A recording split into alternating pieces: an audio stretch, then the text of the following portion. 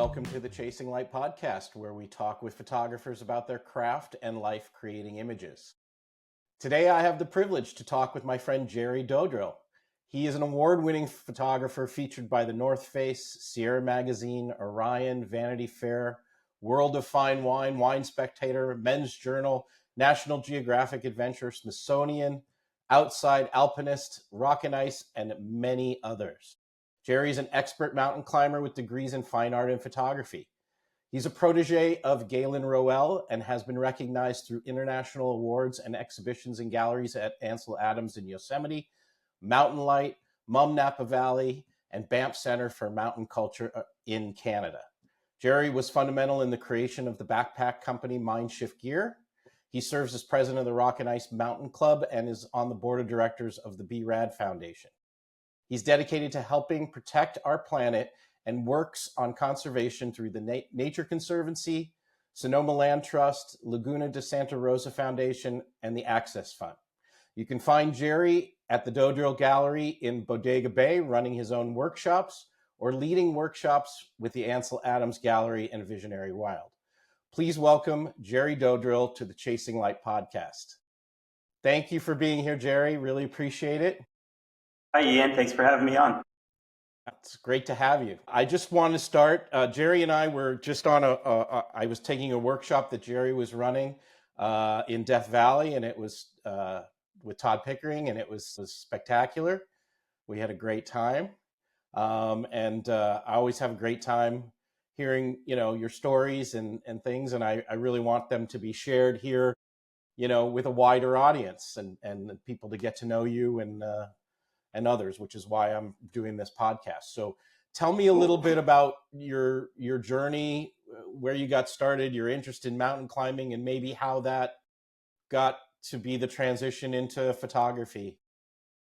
Cool. Yeah. Well, thanks for having me. Yeah, we did have a great time in Death Valley, and I think we did a trip up in the Redwoods as well. It's fun sharing these experiences and getting to know folks like yourself who are passionate about photography and, more importantly, the places where we photograph in those environments.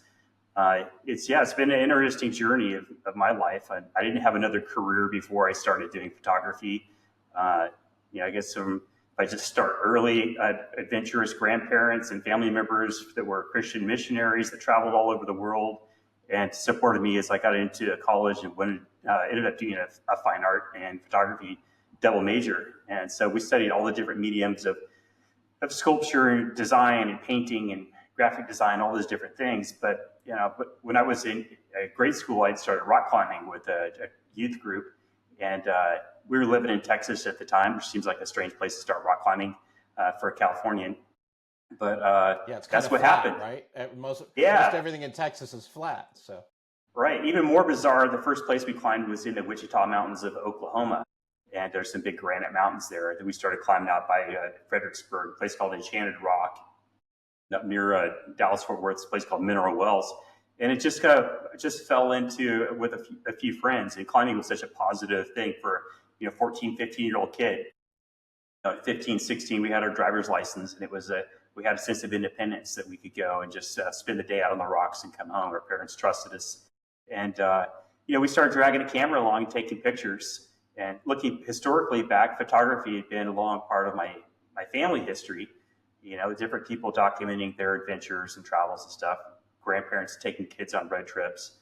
And for me, I remember, early memory, 5th grade, my grandparents loaded up their Volkswagen bus and drove me to Alaska. And we spent summer on the road. And my grandpa was taking pictures with his Nikon the entire time. And, just remember sitting around the family living room with my grandparents and watching slideshows with a projector and, hearing these stories of the magic of that flicker of the images on the screen. So I'll jump forward and just start documenting my own adventures. I moved back to California. We started driving to Yosemite and climbing bigger and bigger things. Graduated from high school and moved to Yosemite and got a job filling Coke machines up there and working in the ice house so I'd have a job. And just started going rock climbing every day with other kids that were about the same age as me who had come to work in the national parks. And some of those are still friends of mine to this day. We've kind of grown up together, watched each other's careers develop. But I ended up going back to school in college, and like I say, studied fine art and photography was the medium that best suited my lifestyle. started to take sculpting tools and sort of frowned upon to take sculpting tools up on big walls and stuff. But the camera was such a natural thing, just an expression of the lifestyle that we were having. In college, that became more formal as I was doing all the traditional black and white photography classes, and we had a full color dark room. Pretty soon I was working in the lab there, teaching other kids how to do all the techniques that we were doing, but had some really influential teachers. And that was kind of the foundation. So with the fine art and photography degree, I was developing my craft. But in the summertime, so I was working for the U.S. Forest Service up on the Stanislaus National Forest.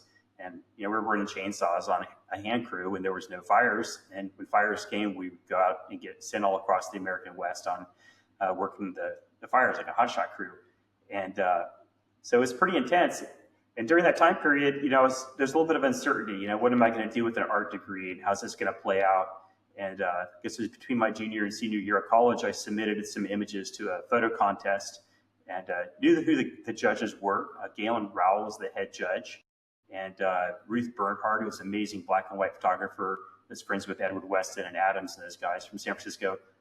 She was one of the judges. I adored her work, intimate, little personal close-up things. And there was a few other judges. But so I submitted a group of 5 prints and an artist statement to this contest, and ended up tying for second place in this international contest. So my first exhibit was with those judges over at the Mumm Napa Valley. Was there I met Galen. Galen was off on an assignment in Antarctica at the time, so I met him later. But his gallery assistant, Ryan Baldwin, ended up hiring me as an intern to help him out in their frame shop. Galen had a big gallery and workspace in Emeryville, in East Bay near Berkeley. And so Ryan brought me into... So this is before he moved to Bishop, right? Right, exactly. He lived most of his life in Berkeley. And it wasn't until the last 2 years of his life that he moved to the Eastern Sierra. And then the gallery persisted long after that. That part of the story is downstream a little bit. But yeah, so I worked for Galen in Berkeley from 96 to 2000. So when I graduated from college, I started working full time. And he had an interesting business model there.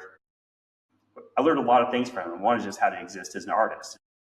Diversifying your revenue streams, not putting all your eggs in one basket. So he had kind of 3 prongs to his business that I've sort of emulated throughout my career. One was just we called the Rowell department. It was him doing assignments, teaching workshops, writing, doing presentations, and writing his books. Then we had a gallery where we were selling fine art prints, and we were actually coordinating workshops through that gallery there back then. And then there was a stock agency that was licensing his images for publication. And so it's kind of like, if I kind of break that down to sort of primary and secondary markets. He's getting paid to go out and create new images and work on creative projects, and then finding additional markets to sell that work to make subsidiary income. So it's pretty interesting for a young kid right out of art school. It's like, all right, I got a camera and a basic portfolio. Now how do I make a living? Right. The advice I have is like, find somebody else who's already figured that out and learn from them. Yeah, well, mentorship is really, really important in all fields, and especially in photography, I think. And I was mentioning this to Justin the other day when, I find that the people like yourself and others are really good at trying to help people and mentor them and give them advice and really support people in the community. And I think that's great. Yeah, no, it's important. And I was certainly brought up by other photographers who cared enough to give me the time of day to talk about processes and what worked and what didn't work. And I think in that office, we had a really cool culture. Ryan Baldwin ended up leaving, and he's now the head of photography at the Academy of Art College in San Francisco. He's an amazing teacher. And Gary Crabb was running the stock agency for the first few years I worked there. He's a great photographer. And then Justin Black came in to replace Gary in 1999. So Justin and I worked together for a year.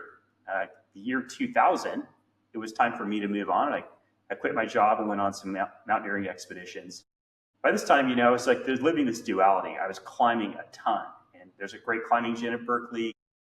Through there, I tied in with some of the best climbers of the region in California, and I had some amazing climbing mentors. Between photography and climbing, it's sort of like these 2 parallel paths that were happening. And to me, it was all part of one creative flow. You go and you climb the classic routes in Yosemite, and those are really fun. And then you start looking around and going, okay, well, what about that wall over there? That hasn't been climbed yet. And you start looking for new things to climb. And that's something I learned from Galen was he'd look at these big mountain ranges and go climb the classics, but then find remote places that no one's been. You need to bring your curiosity and sense of exploration, kind of looking for first ascents versus just repeating the things that everybody else does. That's part of why climbing Everest is a big achievement, but God, how many times has that been done? There's other mountains that we can go. It's part of why Justin and I like going places like Kyrgyzstan. We're now running our photo expeditions, and Greenland, getting off the beaten path and just seeing something different. So that kind of like that adventure mindset of the crossover between the climbing adventurous spirit bled directly into photography. I used to say that my images are a necessary byproduct of my lifestyle because we're just out creating images. I've started shooting for the North Face and companies like that. If you don't document it, it didn't happen.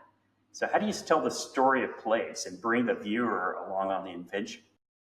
What's the purpose and the intention of the image? And how do you tell that story and create emotion, depth, and drama of the moment that it translates through when someone looks at your picture? You don't have to explain it. It's just like, I get it. Yeah. Well, yeah, a picture tells 1,000 words, right? So, yeah. So how did the photography specifically start? Did that start in terms of thinking about it as a profession, did that really start before you started working with Galen, or did your time working with Galen really kind of make that take off and really be something that you really decided, okay, I'm going to go full in on this? Yeah, that's a good question. I feel like there's kind of a duality. One is I had photography influences, and my family was supportive of my pursuit of photography, but it started out purely as a storytelling mechanism for other things I was doing. And as I fell into the lifestyle of the adventure lifestyle of climbing and adventuring, and then of course working with Galen, I love the process of making the images. I don't remember it as a pivotal moment where I was like, oh my God, I want to be a professional photographer. That was never on the table. Like it just didn't occur to me.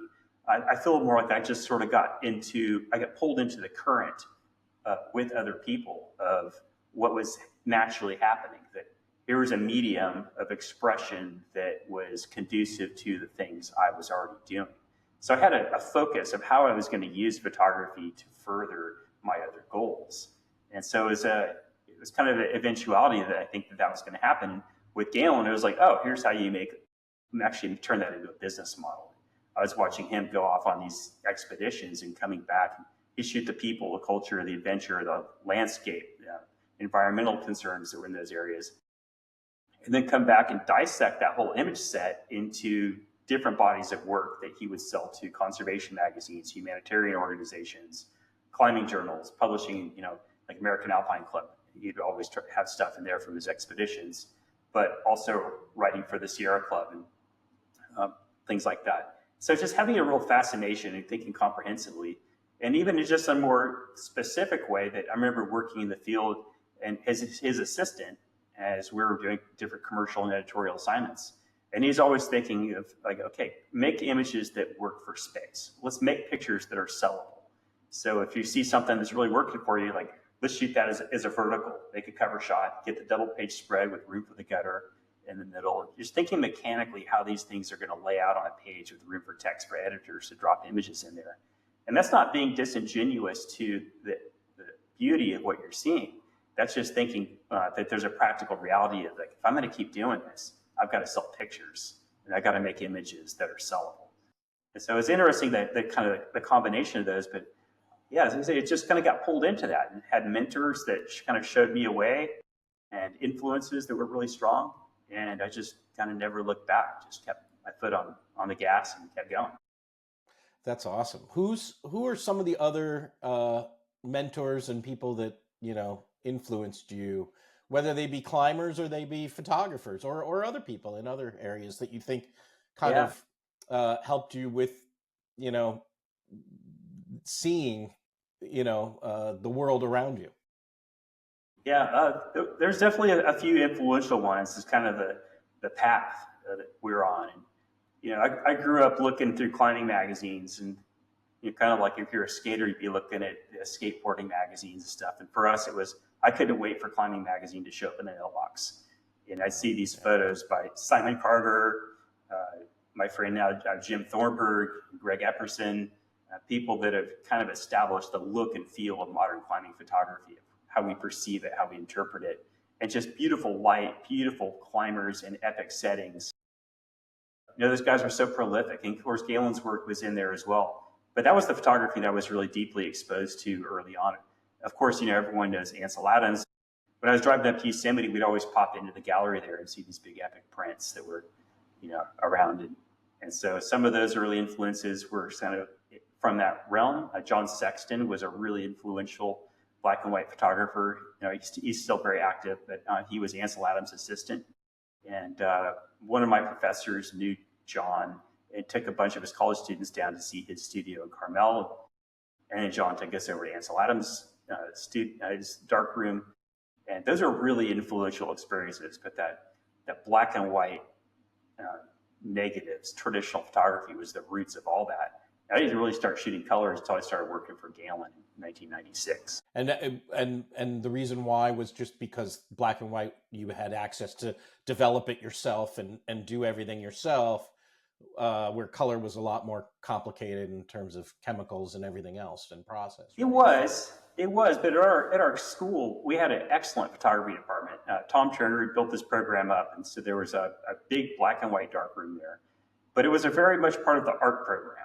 And so the black and white expression was so influential on us. And we saw color kind of as a more commercial application. We were doing commercial photography classes and architecture, working with models. But we had a fully capable traditional color darkroom there on campus with the RA4 processors, everything. And I ended up being a lab tech, so I was maintaining all that equipment and had access to it. But just my personal expression was like the black and white image was king. And until Galen, when I met him, and remember him pulling a tray of slides out from under his desk on a light box, and I saw this Fuji Velvia slide film glowing off the light box, and I was like, "Oh, that's the way." Yeah. I was very lucky. I had in my high school, they had a photo lab, and I had a teacher, and I kind of was the tech in high school there, and black and white obviously was the same thing for me. It was accessible. I could go into the school. I could do all of that. And I remember the first time, the page was in the developer, I was just like hooked, So when you left Mountain Light, you went on a number of expeditions, but were these things you were going to do anyways, or were they assignments? Because you said you worked for like North Face and others. Shooting, was that after the fact, or were they like sponsors and people who were interested in what you guys were going to go do?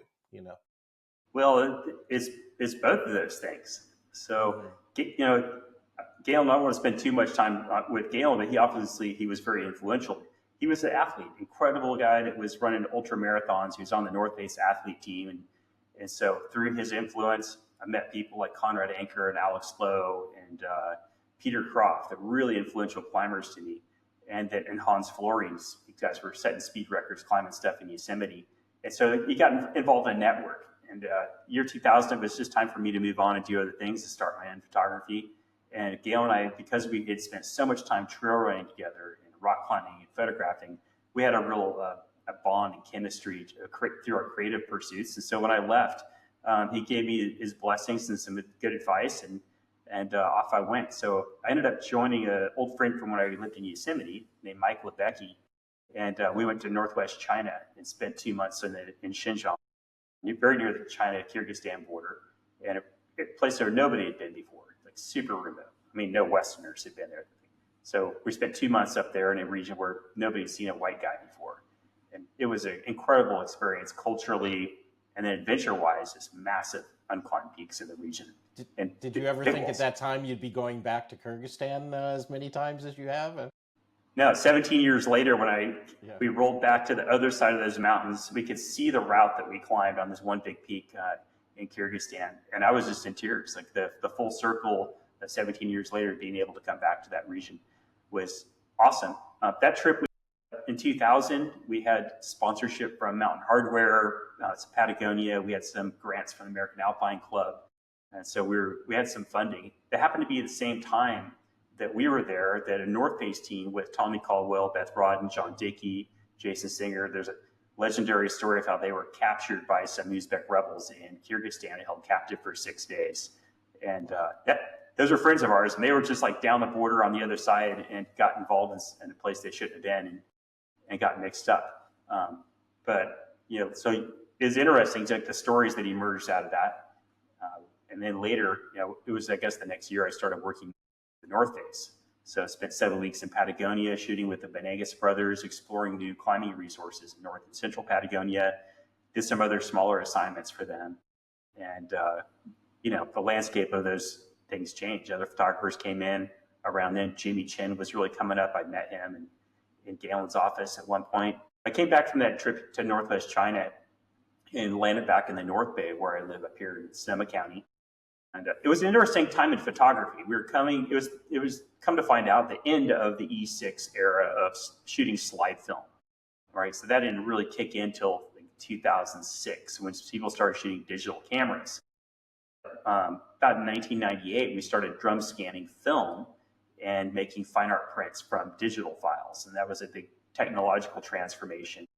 And so when I left my job with Galen in 2000, I went on this expedition and came back and didn't have much money. One of our former clients had started a fine art digital printing studio, bought a Tango drum scanner. He had hired me to work for him 20 hours a week in the mornings. So to help him out in his new business, and I got to use all the equipment in the afternoon for my own work. And so he trained me how to use drum scan film and do great setup, right? Right. It's perfect. So I learned Photoshop from him. He learned it from Bill Atkinson. He's one of the founders of Apple and instrumental in color profiles. So really learned kind of fine art digital printmaking from Bob Cornelis. And that was the next progression after having learned how to shoot from Galen. Now, like, what do we do with that in this transition period? And so my career kind of took a little bit of a twist. I was still shooting some assignment stuff and climbing, but they're more personally driven projects, not so much assignments. And so you reach out and you get some sponsorship for gear and equipment and stuff, but you shoot the story that you want to do and try to sell it later. But I was already heading towards more of a fine art career. I was doing art festivals and events locally, the open studio events here in our region. Somebody told me, it's like, you're not going to just get famous in the world. You got to start within your community. So I just started investing in my community and showing up and telling local stories, climbing locally. That was a part of it. But the fine art part of it just sort of evolved, but I had access to all this printmaking equipment. We started doing festivals and events. That was where I met Todd Pickering, was at a festival. And as I was ready to quit at Color Folio, I brought Todd in to replace me. We've been friends for over 20 years since. Wow. Yeah. That the Death Valley workshop was the first time I got to meet Todd. So it was great to hear some stories from him as well. You had told me a story, and so I know I'm going back a little bit, but about one day getting woken up or going very early in the morning on a run, right, with Galen. Yeah. So what happened was I did a photo assignment for a new magazine called Elevation Magazine with Chris McNamara. He's one of the just young up-and-coming big wall climbers in Yosemite. And he got this gig to do a first ascent in Zion National Park. And I went along as the photographer and photographed this thing. And they ran it on the cover. It was the premiere of this new magazine. So we went to Salt Lake City to the Outdoor Retailer Trade Show for this magazine launch, and which was really successful. On the way back, I called in. I had an old clunky cell phone, and I called back to the gallery in Emeryville. And the secretary puts Galen on. Galen says, "Hey, do you guys want to go for a trail run tomorrow morning?" I'm like, "Yeah, sure." He says, "All right, meet me in Tuolumne Meadows at 4:30. Okay. And so we bivouacked out by Mono Lake somewhere and drove up early. And it's a classic Galen. He says, "Yeah, leave your car here, grab your stuff and jump in." And so where are we going, Galen? He says, we're going over to Mammoth. So he drives us up to Agnew Meadows. And his trail run is like, we're going to run across 32 miles of the John Muir Trail from Agnew Meadows to Tuolumne Meadows in the morning. And so it was like, we're these young puppies, and he loves sandbagging people, especially young kids that were strong. And so we followed him. It took us about 7 hours to run, over Donahue Pass and down Lyle Canyon back to Tuolumne Meadows. But I took a point and shoot camera and a couple power bars and a bottle of water and a long sleeve t-shirt. And we just had our running shoes and just dipped water out of the creeks. A lot of his images from back then, you know, people today would say would be really, really grainy, right? Because he was using 35 and it was film and whatever. But again, he was there and he captured it, you know. So it's that has a lot to do with it. You know, we're all into the tech right now, but a lot of it is just being there and experiencing. Yeah, and having a vision for what you want to communicate also. I mean, his most famous image of, you know, the rainbow over the Patola Palace in Tibet, the Dalai Lama's palace there, you know, that was an accident. He saw these things setting up as a part. And he goes, wow, if I just run a mile to the right, I can line up that rainbow with the palace and connect the dots and make a picture. So you ditch all the other camera gear, frame it up, say, okay, I need this lens, throw an extra roll of film in my pocket and start running before the light fades. And, you know, have that vision to make that shot. Through his career, that's definitely his most iconic image. Interestingly, now I think his image from Yosemite, the last light on Horsetail Falls, is emerged as his most iconic image, simply because we can all go there and experience that and see that phenomenon happen in Yosemite. And you were just in Yosemite. I've seen some of your recent shots of it was snowing a lot. It was amazing conditions. Tell me, you know, how did you transition into doing workshops? And did you do workshops originally at Mountain Light, or were you doing them when you created your own gallery and started doing that there? I mean, obviously you've expanded and you do workshops for many different people and lead different workshops, but how did that come about? Yeah, so I think it started working as a lab tech and kind of teaching in the lab at school and college in the mid-90s. And then when I started working for Galen in 96, we were already running with Ryan Baldwin. They were running 6 workshops a year out of Berkeley. And so when I stepped in, I was sort of the assistant. The workshops were different back then. It was all 35 millimeter slide film. And so we were running, it was kind of this crazy 10-day blocks of time. We'd run a 3-day photo workshop. We called it 3-day classic, and then a 4-day advanced workshop. And then the next day started another 3-day workshop. So it was just 10 intense days running 3 workshops and just bringing people through. We had a big gallery space that we were running down there. So as I worked with Ryan Baldwin and those guys and Galen. So Galen would do his presentations and we'd bring people in and do all the food. And we'd go out in the field and shoot. And then at the end of the field session, we'd take all this film canisters and you'd write your initials on a little sticker and stick on the thing. And I would take this big bag of film, 100 plus rolls of film, and drive it to the new lab in San Francisco. And they could have all that done in an hour while I was eating a cheeseburger, and then drive that film back across the bridge. And by the time everyone's done eating their pizza dinner back at the gallery, their film would be ready. They could start editing film. And the next morning, these were all slides mostly, right? Slides. That everybody was doing, because right. Yeah. The next day you shoot again, we do another processing and get right into a critique session. So we take all those slides and just drop them into a slide carousel and talk about it. Obviously, you couldn't process anything. It was just slides. So that was kind of the original thing. So those years I was there, we were running 6 workshops a year. And then when I left in 2000, it was like 2004, living up here in the North Bay, I started running my own photo workshops out of my studio, and then ended up opening a small gallery in 2003 and started running workshops here on the Sonoma Coast of my own, just kind of small group stuff. It wasn't until 2009. So I guess we got to throw in there that it was 2002 when Galen and Barbara were tragically killed in a plane crash, right? And that's kind of an interesting part of all this. And when that happened, Justin Black stayed on at Mountain Light and managed the gallery until 2009. When he left in 2009, he had built that workshop program up, and Galen and Barbara had just moved to the Eastern Sierra. That's where they were killed. And so Justin ran the workshop program and the whole gallery until 2009 over there. And then he left. And when he left, he recommended me to come back in and work with them. So I started facilitating workshops for Mountain Light from 2009 until they closed down in 2017. So I was on all those workshops, and that evolved, and I was working with some of the legends of American landscape photography. Jack Dykinga was a huge influence on that. John Shaw, David Munch was a just major player. You know, he was really influential because his just sense of artistry was I resonated with a lot, as well as Jack. You know, Jack had won a Pulitzer Prize and is a landscape photographer. Amazing work. Yeah, I did a couple of workshops through Mountain Light with David as well, and I think I did one through Arizona Highways as well. Yeah. With him, I did a number of them with him. I won't say that I was close, but there were times where he would call me and say, "Hey, I'm up the 395. Do you want to come meet me somewhere or whatever?" So he was a great guy.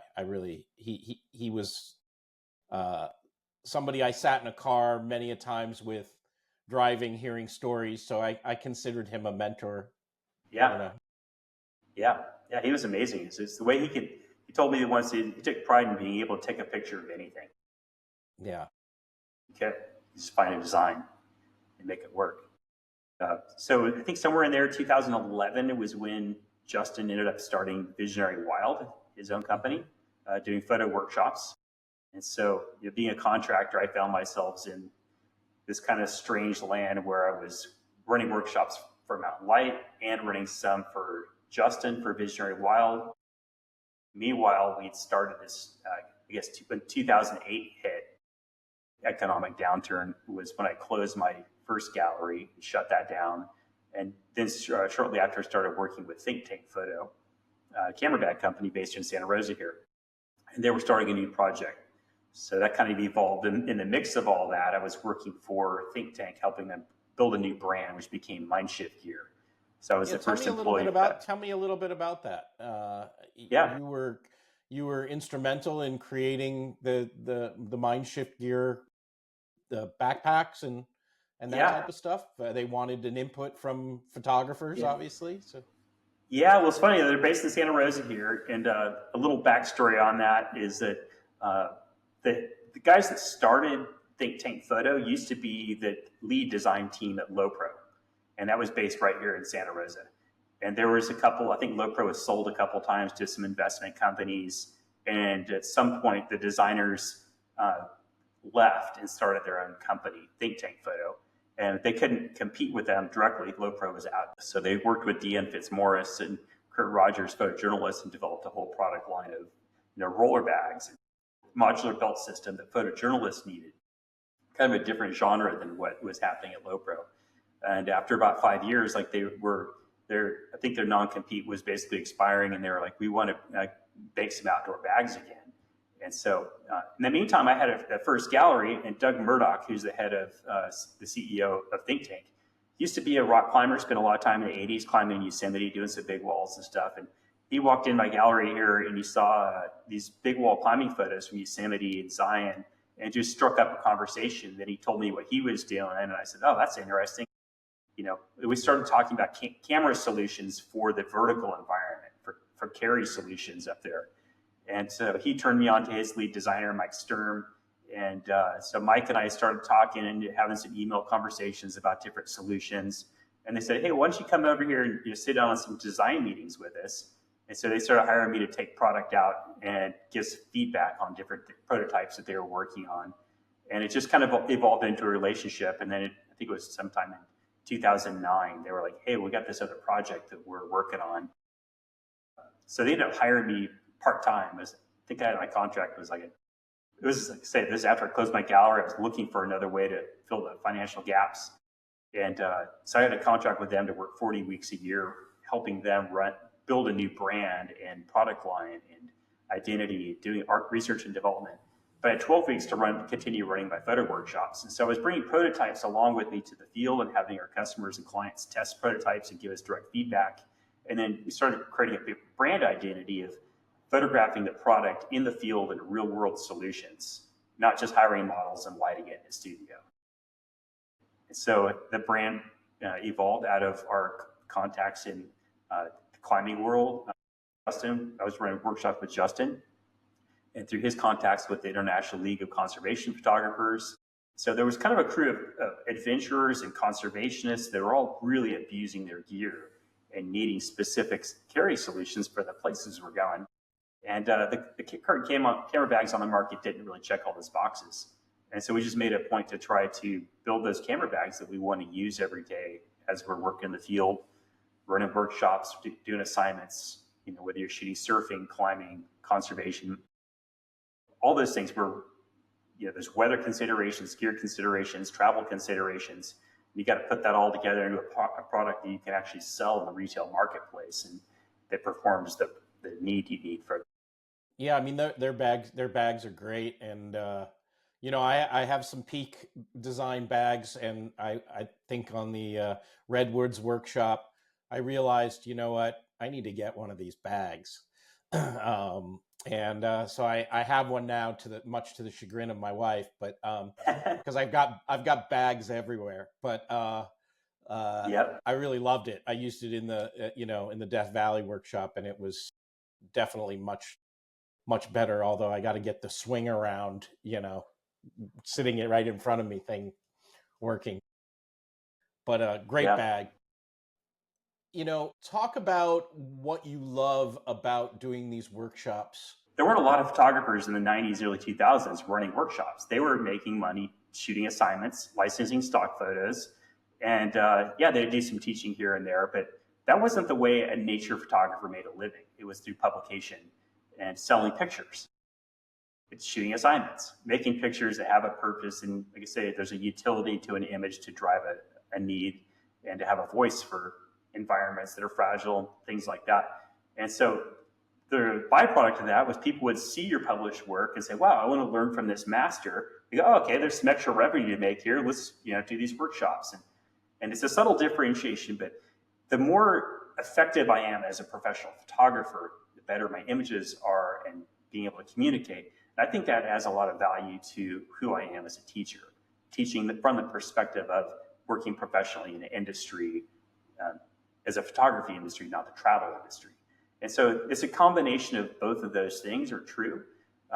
But to me, that's something that I really try to maintain. It's important to me that amongst all my other travel schedule for workshops, which is extensive these days, in between, I'm working for local conservation groups. I just shot at the hospital in Ukiah the other day. I'm shooting for wineries locally. I'm doing all kinds of things that maybe it's just my ADHD personality, but I love the diversity of all those things that one thing complements another. Just like in the climbing world, I didn't want to be like, I'm a boulderer. It's like, I go bouldering, and I love that because when I'm hanging it out there on a big wall, I want to be able to have that ability. So you want to be a complete climber. Big walls, traditional climbing, sport climbing, alpine climbing, ice climbing. I love all the different dimensions of that in the same way that I like doing commercial projects for clients that creating images serve a need, doing conservation work that is really important for saving our local environment and trying to work more locally than globally because I can make the biggest impact within my own community. It's kind of you're navigating a lot of different things, but putting that together, like workshops now, I think have emerged as the way that somebody makes a living as a professional photographer. Well, and you also kind of bookend these photographic workshops. Like you're there a little early. You usually try to stay or go somewhere near those locations afterwards, right? So that you get your shooting time or something that you really wanted to go back to see that you may not be able to do on the workshop with a group of people, but then you have access to be able to go and do what you want to do. Yeah, well, it's important to do personal work and get in your own flow state. When I'm keeping track of a bunch of clients in the field, I'm not as deeply engaged with the subjects as I would be if I'm out there by myself. Yeah, that's very cool. Let's see. Tell us. So what are some, of all the workshop places you go? I asked Justin this question too. Like, is there a favorite place that you like to go? I'm not going to tell you yet what his was. Okay. I want to hear what yours was, but is there like if I had one place to go to, this would be where I'd want to. Yeah, I'm sure that's hard because there's so many amazing places, but. It is. And I should just say this, that we've got kind of different flavors of programs. We've got workshops and expeditions. Mm-hmm. And I'm running workshops here out of my gallery space on the Sonoma Coast. And there's a reason I live here and work here. I love my Sonoma Coast and being able to photograph here, just the biodiversity and being able to I could be in the beach here in 7 minutes. I can be in the redwoods in just the same amount of time. Incredible landscape around here. And there's cultural stuff. The wine country, Sonoma Coast, Pinot and Chardonnay is all right here. We have tons of friends in the wine industry. So I love teaching out of my own space and having. Well, you're selling me on retiring there. Yeah, you should. Come on out. The quality of life is pretty good here. But workshops are kind of more focused on shooting and reviewing and mastering your craft and your skills. And so we run workshops all over the place. You've done some of the great ones. I love Death Valley, going there every year, Redwoods. Lately, I've been working with the Ansel Adams Gallery in Yosemite, and that's Yosemite's incredible. There's only one Yosemite in all the world. It's one of my favorite places. It's crazy. Right? Galen used to say that he had to travel to all the continents to see all the other mountain ranges to realize like his home mountain range was the most spectacular. Maybe it's because he's most intimately familiar. But as I've been coming back to Yosemite now, less as a climber and more as a photographer and sort of rediscovering it, I'm falling more and more in love with that place. It's so unique and interesting. The light quality is great. So I have to put Yosemite very high up there in the workshops that I like to run. Other than that, we have workshops all over the American West, and they're all really fun and great locations. Yeah. But you create community at each of these places you run trips, and our expeditions are that run with Justin with Visionary Wild. I'm not always with Justin, but with the different photographers we work with. Those are really unique because they're so much bigger experiences than our domestic workshops. Those are usually like tomorrow we're leaving for the Grand Canyon to run our 10-day rafting trip down the Colorado River. Yeah, this will be like, that sounds amazing. It's crazy. You take a group of people, like bring all your gear. We're going to go camping on the river, and this will be my 12th time doing that trip in 10 years. And I do that. If I got to the end of the river, I would just turn around and start over and do it again immediately. And it's that incredible, but I don't get to do that. So Grand Canyon probably stands out as my single biggest, like most favorite trip of the year this big. We've done our Kyrgyzstan trip. We're going back this summer. I think it's my 9th time running that trip. It's incredible as well. It's the mountain culture, the nomads, the people. Being in that part of the world is fascinating. Just the vice of Central Asia between Russian influence, Chinese influence, and the West all come together right in that area. So the culinary parts, the cultural parts of it are very complex, but we've established a community there that we see every year when we go back. Yeah, that was Justin. That was Justin's place, and obviously he's a little biased because his wife is from there, right? But right. That was his one location. Yeah, Greenland is another one. Going sailing in Greenland under the Aurora Borealis is like, geez, it's ridiculous. Yeah. So we do that every September. And you guys are doing one there for the was it solar eclipse, right? At some point? Yeah, I'm not on that trip. I wish I was. Chris Linder is running that trip. He's amazing. He's another guy we work with. Yeah, you should get Chris on here. He's done like 40 plus Arctic and Antarctic science expeditions. He's an amazing documentary photographer and artist. Well, I'm going to Nampa, and I'm gonna hopefully meet up with a bunch of people there, including Chris, and see if I can get them to come on the podcast as well. So great. I'm excited to go out there. I've never been to a Nampa, so I'll check it out. Amazing. Yeah.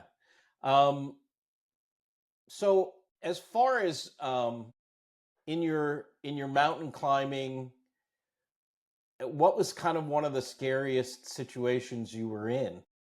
I mean, you did some pretty extreme climbing in your younger days. Yeah. Can you tell a story of something that made your heart thump a little bit?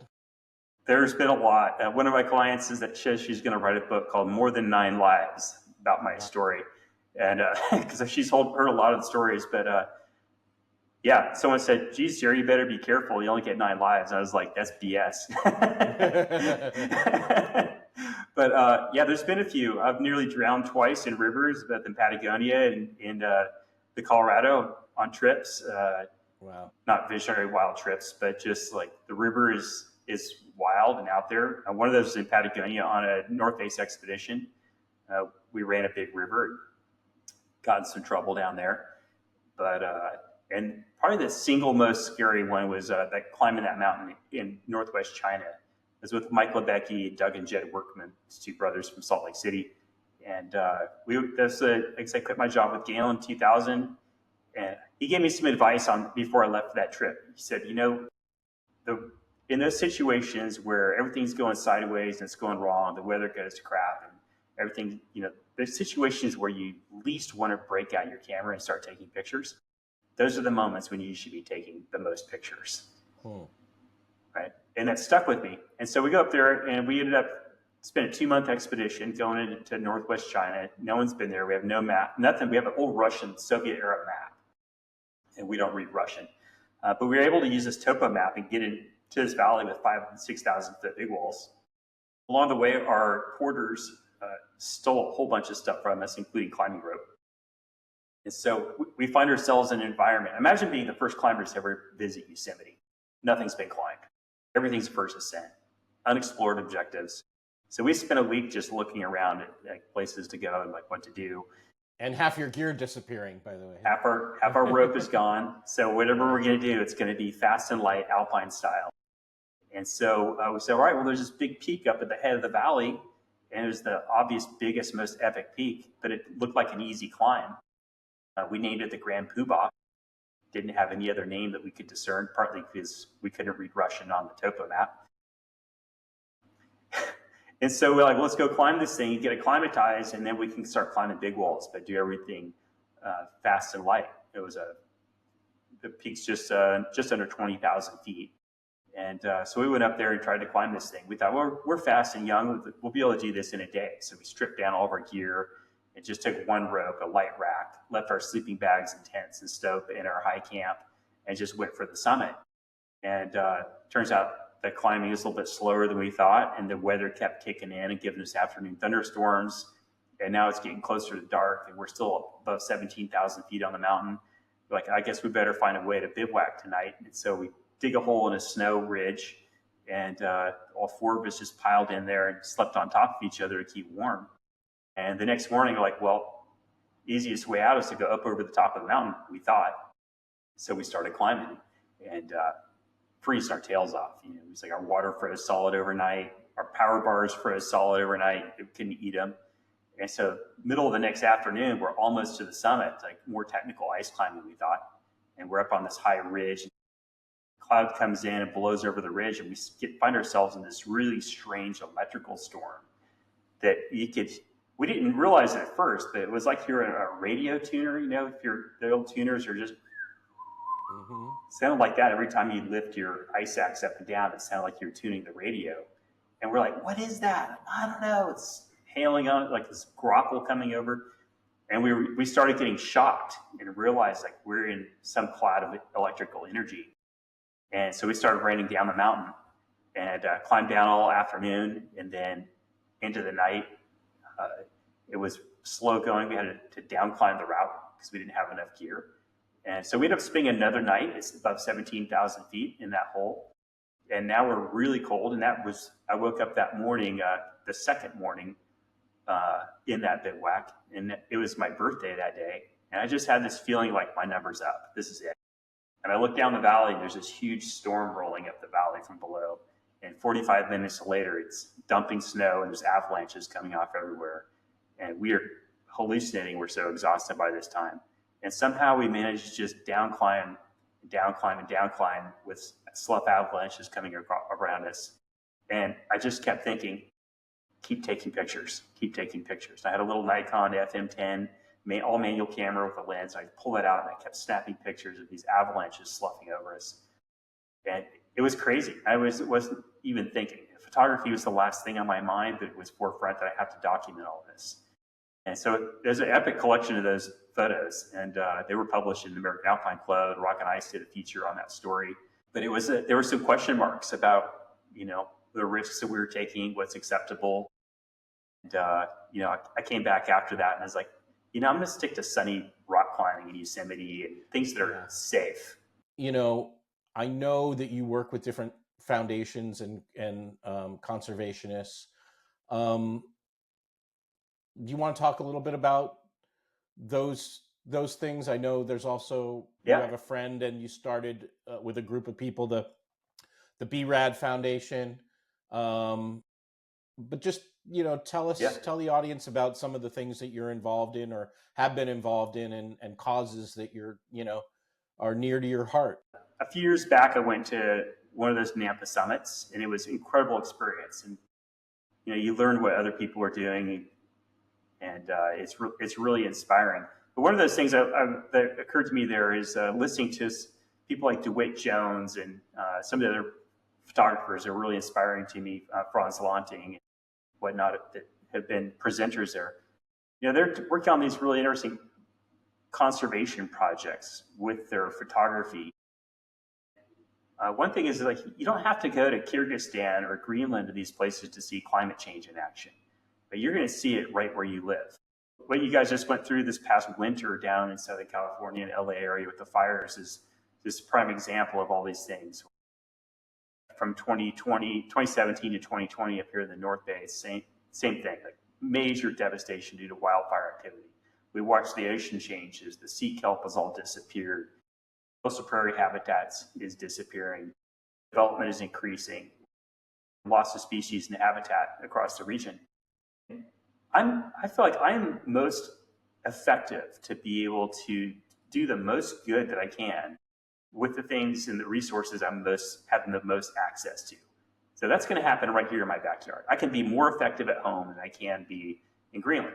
Remember the first time I went to Greenland, I was looking at these huge epic glaciers coming down and going, wow, this is incredible. I wondered if I would see signs of climate change because, it's so notorious, they're melting at the Greenland ice cap and whatnot. And sure, there's glaciers receding. There's you can see where they were, a lot of scars. But as a first-time visitor, you don't have a basis of comparison to view that against. And now that we're coming out my fourth time going up there, it's going to be a different perspective because I have a baseline of images from 2019. I can go take those same pictures and look at glaciation. But I just don't have access to spend the time and energy to do serious work up there for conservation like I can do here at home. So working at home, I have a community. One of my basic kind of tenets of business has been very simple. Invest in your community, trust that they'll invest in you, but build the mechanism for that return. So I need to build a business where I can be supported to do the important work. And so working locally here is like the things that I photograph all the time is my local Sonoma Coast. I'm watching it change. I can look historically back in time and see where the kelp beds were in the year 2000, 2002, and I have film archive of that stuff. And I can go back and reshoot it. You can see clear as day, these ecosystems have changed. And that's evolved into local conversations. So groups that we have similar interests. I provide a perspective and a quality of images that has value to certain organizations.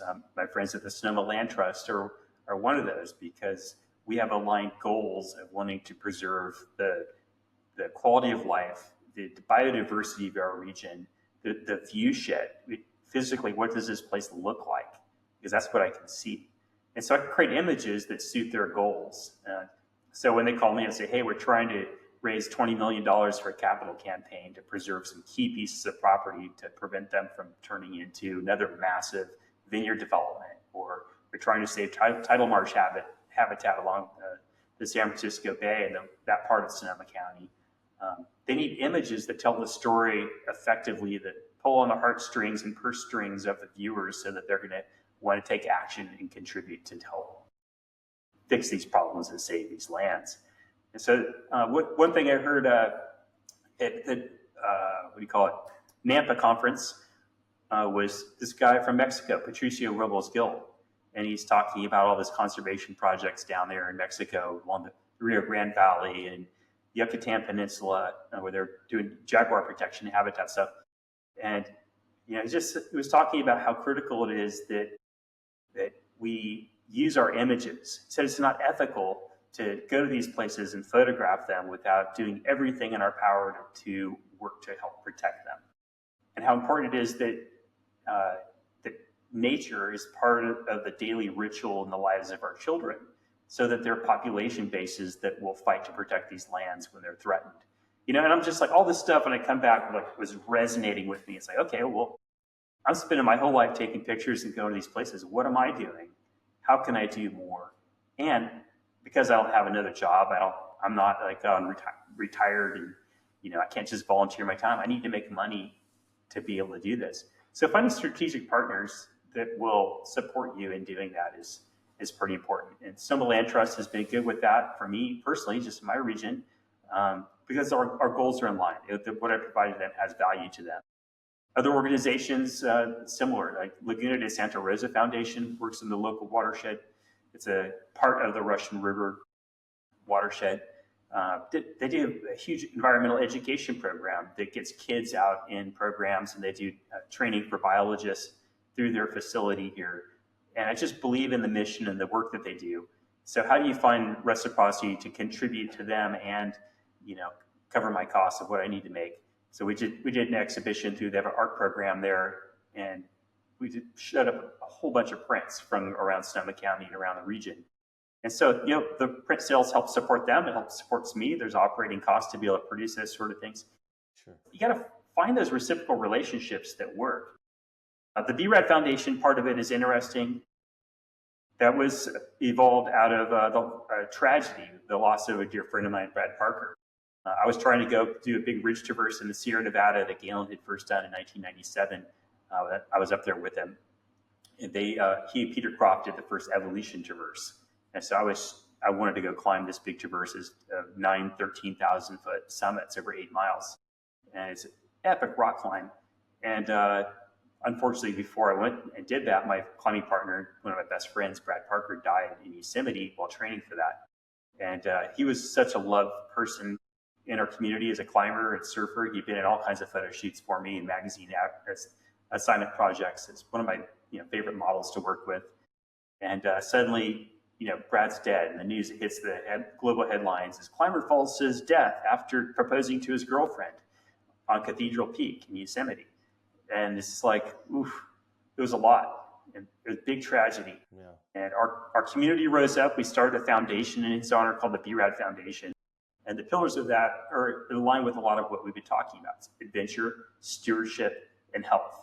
That through adventure, you gain health and a desire to be a steward of the landscapes and so these environments. So our goal is to work with disadvantaged kids within our community and schools, reaching out to teachers directly and offering PE credits and opportunities for them to do stewardship projects. So we're working with our local climbing gym and getting those kids for PE to take all the kids to the climbing gym and have people that can hold the rope and belay them to keep them safe, but they get experience to something that they wouldn't otherwise have access. And working with the local cycling organizations, we were able to buy a whole bunch of bikes with Specialized and have bikes for these kids to ride as mountain biking program for PE classes and take the kids out on. That's awesome. There's a bike ride for the Levi's Grand Fonda. It's a big bike race. And they have a family distance for the race. But just trying to make a difference and find programming where we can get these kids out there. And after the big winter rains that wash trash and stuff down the Russian River, it ends up on our beaches. A few times we had like 300 kids out there from different schools, like picking up trash on the beach and being good stewards of the environment, but getting to spend a whole day outside on the beach. So it's those kind of things. We're trying to how do we apply it? How do we make a difference, even in a small way, to plant seeds and investment in the future, both through physical acts of stewardship and creative acts of conservation to, spread this message. Like it's critical now more than ever that we have a population base that's willing to fight to protect these environments that are obviously threatened. But we feel really proud of the work that we've been able to do. Being able to make even a small difference in one kid's life would make it all. That's awesome. So you're sitting in your gallery, or one of your galleries. You have two galleries, right, in Bodega? Just this one little tiny town. It's it's a tiny little town that doesn't even have a stop sign between Sonoma Coast, between Bodega Bay and Santa Rosa here on the coast. So a lot of people travel through here. I live right down the street. It's kind of a sweet little setup for me. But I can come and go. I'm about an hour and a half, 2 hours from San Francisco Airport. I can be in Santa Rosa Airport in half an hour. So it's a great base camp and kind of perfect situation for me. It's kind of a sweet thing. I want to come up there. I want to bring my wife up there and Do it. See your Come on gallery up. and hang out and grab some dinner and whatever. Yep. I have one last question, and it's about your workshop that you just did in Yosemite. Okay. Because the pictures that you sent me, or that you've been posting, are pretty unique for Yosemite. Most people are used to seeing, all the traditional Yosemite things, and yes, you have those, but being that was pretty much like a full winter storm the whole time you were there, tell us a little bit Yeah. about how different that was for you. Have you been in those situations there before? I mean, obviously you were there. You lived in Yosemite for like a year, right, or a little over a year, and so you probably witnessed something similar. But what tell me a little bit about that trip. Yeah, well, that's a funny thing, right? Because you pick dates for your workshop and you hope you get lucky. But so working with the Ansel Adams Gallery up there, it's a killer facility. I love working with them. I feel like with all the different programs we do, it's like it has the most depth and dimension to it because we're physically working in Ansel Adams' dark room as our classroom. We're staying right behind the gallery. So there's a deep historical component to that. Michael Wise, who assists me on the workshops, who was a former assistant curator there, so has access to a lot of Ansel's prints. And so we're able to include this kind of historical perspective of photography, which is for American landscape photography. I mean, Yosemite is the center of the universe. There's like so much history coming out of there. And so it's fun to be able to work in that space. So this is, I think, the fourth workshop I've done there. We've got 2 more this year and 3 there for next year. But we try to time our dates around specific events and seasons. And for springtime, we do this a little bit early season for April. The dogwoods happen at the end of April, beginning of May. But this is the window of time that worked out scheduling wise, and we get rooms. The workshop space was available, and we booked it. And you hope you get lucky, and sure enough, they get this late season's winter storm that comes in. So workshop runs Tuesday through Saturday there, and heavy snow is predicted. Storm hits on Tuesday, the day we start. And literally, like as we start the program at 9 o'clock in the morning, it's just dumping snow outside. And so I was like, let's close that door. Nobody look out there. Put your blinders on. We're going to cover some course materials, and after lunch, we're going to get after it. And so that's what happened. That we were watching the weather forecast and the satellite imagery and trying to figure out when the timing of things were going to happen. And we went out to the field, and just from day one, it dumped. And we had this beautiful snow on all the bare branches. And it was just full blizzard conditions all that afternoon. We shot until we were wet and cold and tired. We came back in and then finished our presentation stuff through the later afternoon. And then the next morning, woke up to a bluebird day with the whole valley covered in incredible display of snow, just sparkling white with the blue sky. So we got to see that whole cycle of the weather, and then watching it melt and avalanches coming off and ice falling off El Capitan, different dimensions of clearing of a storm, and then it all melted away, and it's like, okay, back to springtime. Yeah. So it's a really magical got the full week. Gambit, which is really hard to get. I mean, I've gone to Yosemite in the winter hoping to get the piles of snow on the rocks over the river and all that, and never been successful. And you seem to have just in one 4 or 5 day period be able to kind of get the Gambit there, which was awesome, right? Right. Well, yeah, you get lucky, but you make your luck as well. Yeah. In the past, I've photographed up there a lot in storms and stuff, and but I'm chasing storms. I'm looking for bad light. Well, it would be bad light if you're trying to go for a nice hike up there on a sunny day. But we say bad weather is good photography, and so that's what we're looking for. When I go up there by myself chasing storms, I'll watch this timing and try to get up there and be in the valley, so I don't have to drive into the valley during a storm. And then just stay through the storm, and then while it's clearing afterward, and see that cycle.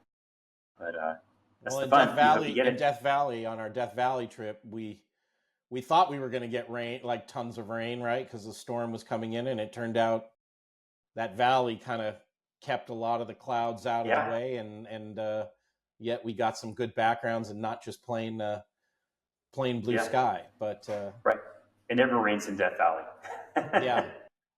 It's amazing. I mean, I had never been there, and I lived in Southern California my entire life, so it was a pleasure to to go there and get get some insight into the area that you and Todd gave. I got some really interesting photos, and They did. I try to, every workshop that I do, I try to push myself and come up with what it is that I want to try and achieve at that workshop. So for me, that was trying to get that more foreground, middle ground, background, and just pushing my photography in that way. But you did great. We had so many opportunities to practice, to learn techniques, and repeat them. It takes repetition to get all that stuff dialed, and then try to use it in an expressive way, not just a technical way. They learn the skill sets. Yeah, that's the fun of workshops. And I said this to Justin too. I have a tendency to get to a place and want to photograph the wides and everything, and trying to really get my brain around, okay, you've done that, now focus on some other things and details and those types of things, which is gets me out of my comfort zone and makes me see things a little differently, which is, I think, the whole idea of a workshop, right? Is to push yourself beyond where you are at whatever level you're at, and try to gain as much knowledge as you can. And I think, for those of you that are not aware out there, a lot of these workshops are not just being in the field. You come back and you actually go through images and you look at Lightroom settings and how you would crop and all of those things. And so there's a field component that is, amazing. And then there's the, interior, while you're having lunch or whatever, really diving, pretty deep into, your post processing and your vision of your images afterwards. And I think that's equally as valuable. So it's yeah, I agree. That's one of my favorite parts of that, is because it's like I've spent so much time in post-production, from the drum scanning and processing days of film back in the day, and then realizing the digital camera is just a scanner. You're taking it to the field and doing direct scans. Understanding that post-production is critical to understanding how to create the raw material. So you got to think through both ends of the process. That's what we did up there. I like to get people into a review session as soon as possible in a workshop to create some fresh images, and then bring it back and review and evaluate, because that changes your strategy for everything you're doing in the field, knowing what you're going to do with it in post and put it together to the finished product. And that's the fun of a workshop, is we get to do that in a group environment and hopefully have some beautiful light along the way and shared experience. Well, Jerry, this has been fabulous. I really appreciate you coming on. Hopefully we'll get to do this again some other time with some other information, but I really appreciate you being on the Chasing Light podcast. And I wish you a great trip to the Grand Canyon, which is where I know you're headed right now for 10 days. And I wish I was on that. And I hope you guys have a great time, safe trip, and that you get some amazing images. We will. You should come with us next year. I'll be running with Michael Fry. I really want to do that. I know that's a 12-day trip, and that's rare. So I'm going to try to do that. I gotta go to Africa. Got to go to Africa first. I'm going in October. Darn. Yeah, but I would love to get on that trip. Cool. Well, thanks for having me on your program. This is fun. I'm glad you're doing this, and I wish you best of luck with the podcast too. Thank you, Jerry. Appreciate it.